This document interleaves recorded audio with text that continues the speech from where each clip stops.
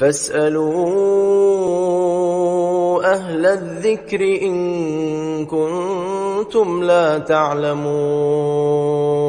Dari Abu Yahya Shu'aib ibn Sinan radhiyallahu anhu, beliau berkata, Rasulullah sallallahu wa ala alihi wa sahbihi wasallam bersabda, ajaban li amril mu'min, inna amrahu kullahu lahu khair, wa laysa dhalika li ahadin illa lil mu'min, in asabathu sarra'u syakara fakana khairan lah, wa in asabathu dharra'u sabara fakana khairan lah. Hadis ini sahih riwayat Imam Muslim. Artinya, sungguh menakjubkan perkara seorang mukmin. Sesungguhnya seluruh perkara hidupnya adalah baik baginya. Dan hal itu tidak dimiliki oleh siapapun kecuali seorang mukmin. Jika dia mendapatkan sesuatu yang menggembirakan, dia selalu bersyukur, maka hal itu baik baginya. Dan apabila dia ditimpa suatu kesulitan, maka dia bersabar, maka itu juga baik baginya. Hadis ini seperti biasa, kita akan coba mengambil beberapa pelajaran darinya.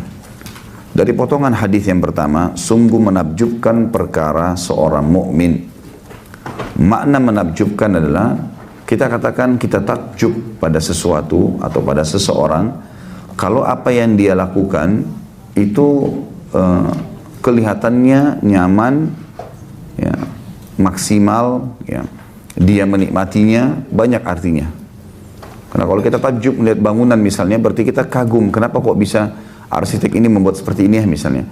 Atau kita takjub dengan sebuah mobil, maka kita kagum dengan siapa yang mendesainnya misalnya. Seperti itulah kurang lebih makna takjub. Ya. Tentu takjub ini lebih tepat kalau dialihkan kepada atau diberikan yang paling puncaknya kepada Sang Pencipta Allah. Karena Allah perlu layak kita takjub. Melihat bagaimana Allah mendesain luar biasa langit dan bumi ini.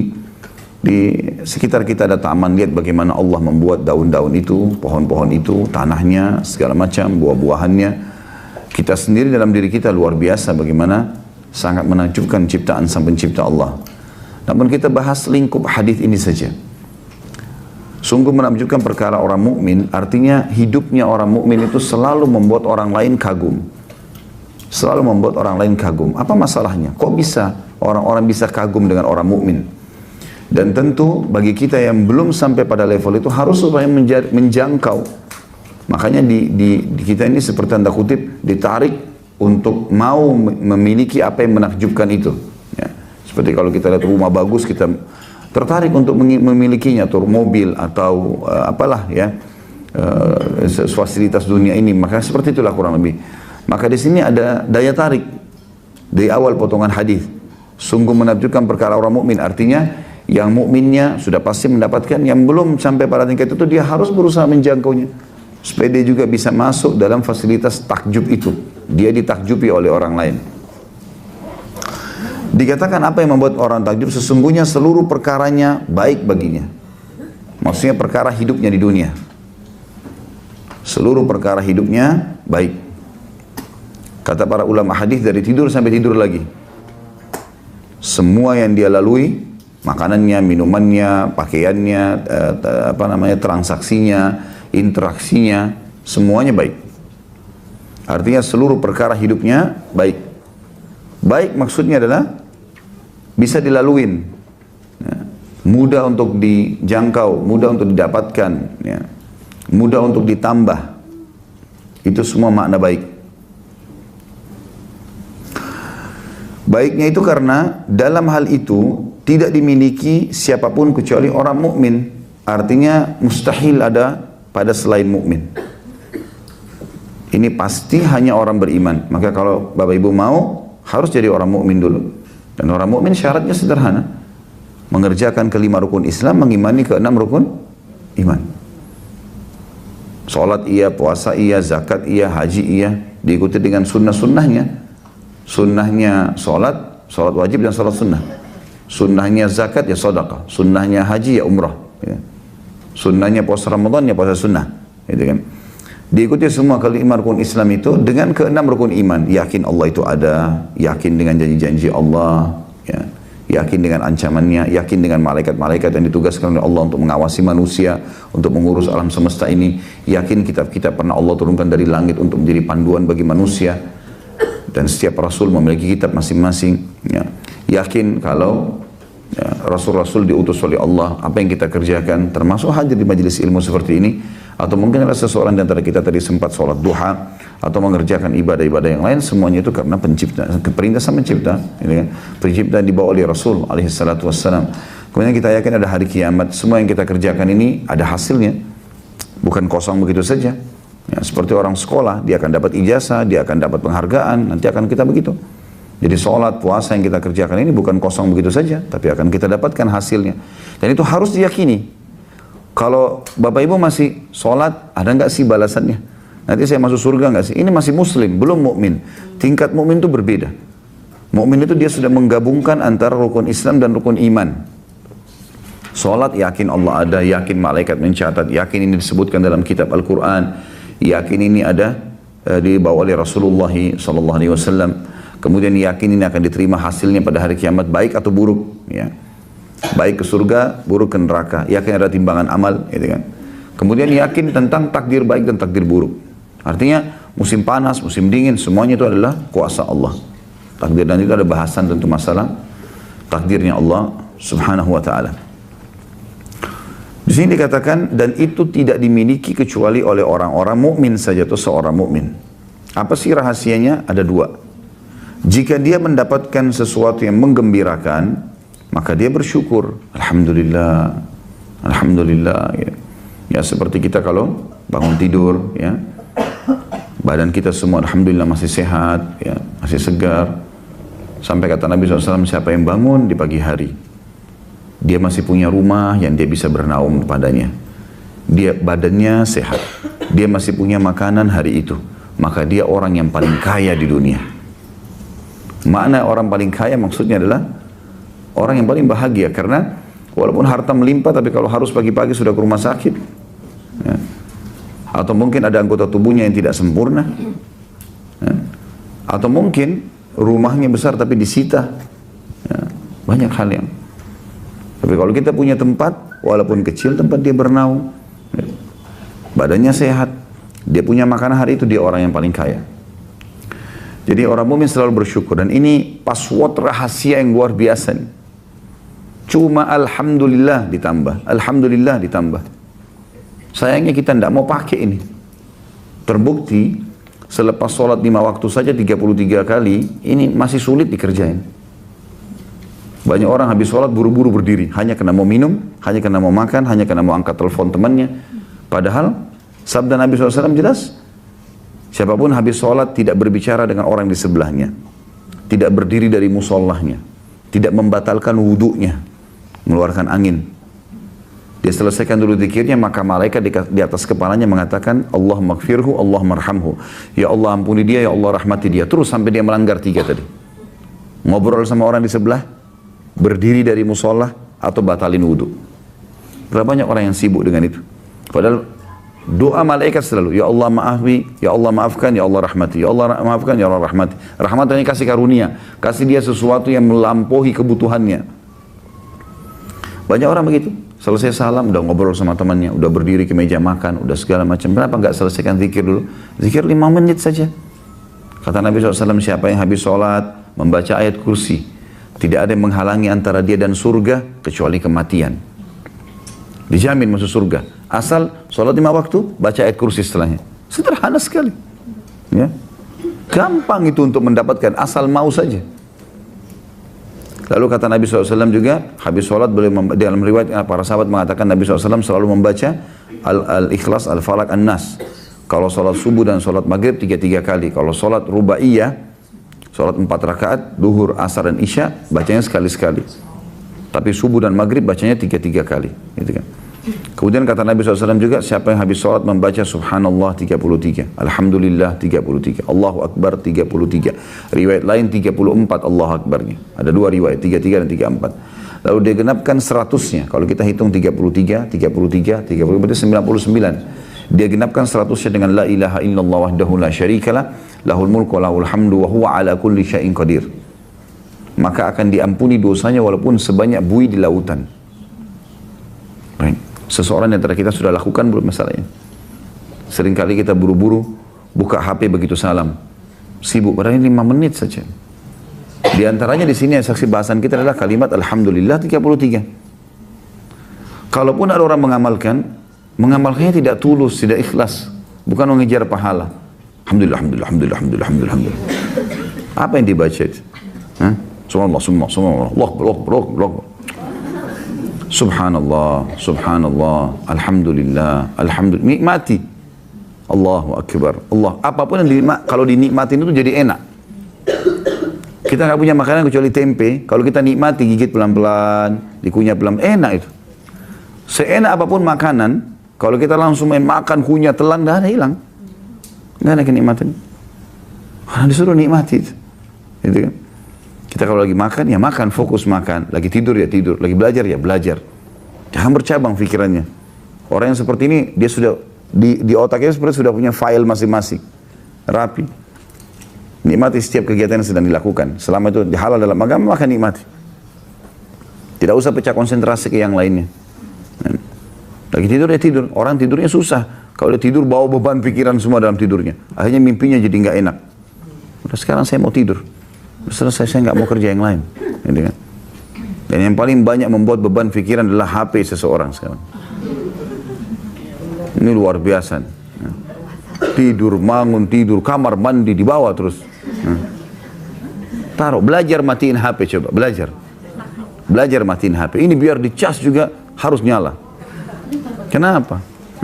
Kenapa? Mati, tidur, matiin HP. Tidur. Pagi bangun, nyalain. Ada saatnya. Ada saatnya terima teleponnya, tadi bisa telepon. Kalau tidak bisa, nggak usah, nggak apa-apa, jangan dipaksain. Coba belajar. Jadi kita berusaha untuk menikmati keadaan ini, enggak. Kadang-kadang mau dalam sekian kegiatan semua dilakukan dalam satu waktu, enggak bisa. Dia enggak bakal nikmatin itu. Ya. Menikmati ini akan memudahkan orang bersyukur. Oh ternyata enak ya. Gitu. Alhamdulillah. Ya, itu. Jadi seperti itulah. Dan kalimat sederhana, Alhamdulillah, Alhamdulillah, itu luar biasa. Oh ini tambah muda, kelihatan awet muda ya, Alhamdulillah. Kelihatan tua ya, Alhamdulillah. Enggak apa-apa. Enggak apa-apa. Kenapa malu? Enggak masalah. Saya tadi mau keluar, anak saya bilang, sekolah ya nak? Nah, teman-teman aku bilang aku gemuk. Enggak apa-apa nak. Jawab, bilang Alhamdulillah aku sehat, makanya gemuk. Enggak apa-apa. Jawab. Enggak apa-apa. Kalau setiap perkataan orang kita mau pegang ini susah ini. Alhamdulillah. Kelihatannya gemuk ya, Alhamdulillah. Kelihatannya kurus ya, Alhamdulillah. Nggak apa-apa. Lesu kelihatannya, Alhamdulillah. Nggak apa-apa. Alhamdulillah aja pokoknya. Biasakan Alhamdulillah. Ya. Makanya semua apapun yang kita anggap tidak baik, belum tentu loh tidak baik buat kita. Saya sudah pernah kasih contoh. Kalau lapar, ditanya, ada yang mau lapar? Jawabannya tidak mau lapar. Mau capek nggak? Nggak mau capek. Tapi kalau tanpa lapar, nggak enak kita makan. Jadi mulai sekarang kalau lapar bilang apa? Alhamdulillah. Jangan aduh lapar. Kalau capek, Alhamdulillah. Karena dengan capek enak tidurnya. Coba kalau kita bekerja capek sekali, tidur 2-3 jam. Luar biasa. Nyamannya. Tapi kalau dari pagi tidur terus sampai malam, malam suruh tidur lagi, nggak mau tidur kan? Berarti capek itu sebuah nikmat loh. Fasilitas untuk menikmati itu. Haus juga gitu. Kita jadi tahu nikmatnya minum itu luar biasa. Sampai sakit sebuah nikmat. Karena dengan sakit kita tahu nilainya. Sekarang kalau kita lagi meriang kita baru tahu, oh enaknya air es ya. Orang itu minum enak sekali diteguk air es. Kita sekarang sentuh aja nggak enak itu. Berarti semua ini nikmatnya Allah yang luar biasa. Password sederhana, Alhamdulillah, harus selalu diucapkan itu. Alhamdulillah, Alhamdulillah, Alhamdulillah, selalu. Syukuri. Ya, kalau lihat kendaraannya orang lebih tua dari kita di depan, Alhamdulillah. Mobil kita lebih tua, Alhamdulillah. Balik harus adil. Jangan kalau kita lebih enak saja, Alhamdulillah. Kita juga begitu, Alhamdulillah, nggak apa-apa. Syukuri semua. Ini hanya dimiliki oleh orang beriman, gitu kan. Dan untuk bersyukur kepada Allah, ada juga satu hal, tanggahnya, fasilitasnya adalah sangka baik dengan Allah. Selalu sangka baik.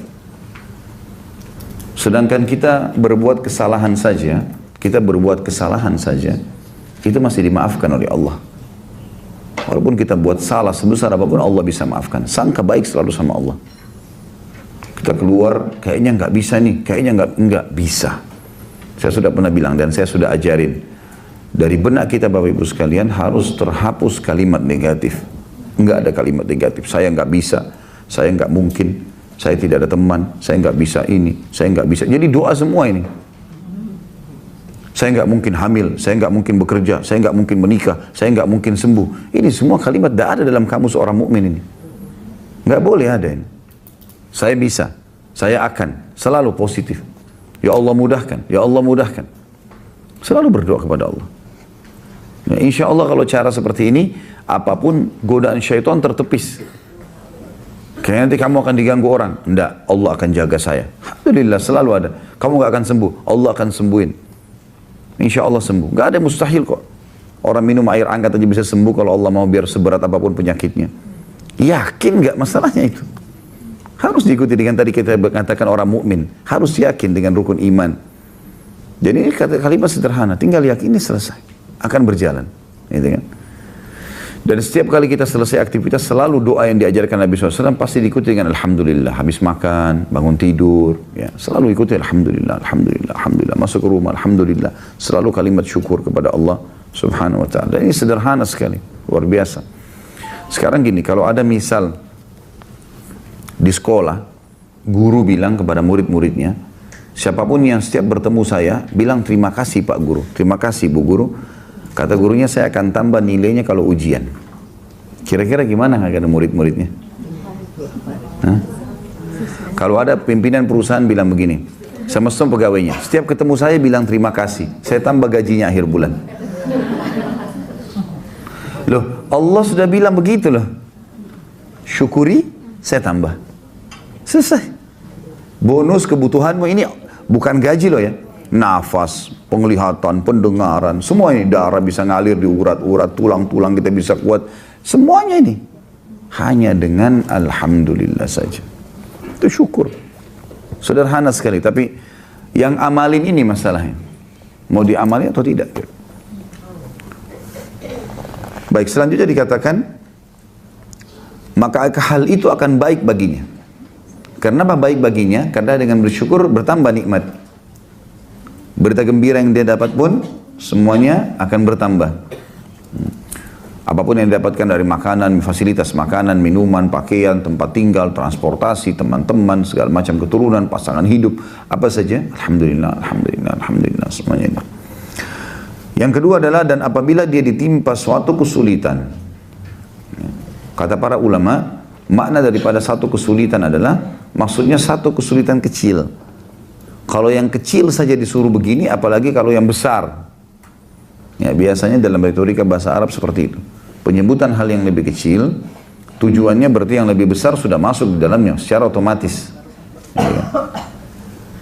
Maka kalau satu kesulitan kecil apa saja, seperti para sahabat dan para salaful ummah dulu, para tabi'in, mereka kalau jalan, kakinya kesentuh batu, innalillahi wa inna ilaihi raji'un. Kesentuh batu. Mungkin kita keseleo, ya. Mau keluar rumah hujan, innalillahi wa inna ilaihi raji'un. Ya, apa saja. Mau pakai pakaian, ternyata belum dicuci, innalillahi wa inna ilaihi raji'un. Mau makan, masakannya belum jadi, innalillahi wa inna ilaihi raji'un. Tidak usah marah-marah, gak ada gunanya marah-marah. Kalau marah-marah sama pembantunya, ya, sudah tegang otot-ototnya, ya, urat-uratnya, makanannya juga belum jadi. Kalau kita marah tiba-tiba jadi, bagus ini. Masalahnya gak jadi. Gak ada gunanya. Sekarang ban mobilnya pecah, marah-marah, apa manfaatnya? Hah? Ada manfaatnya nggak? Nggak ada. Sudah tegang, mobilnya tetap begitu. Sama aja. Berarti kita disuruh kalau ada kesulitan, sabar.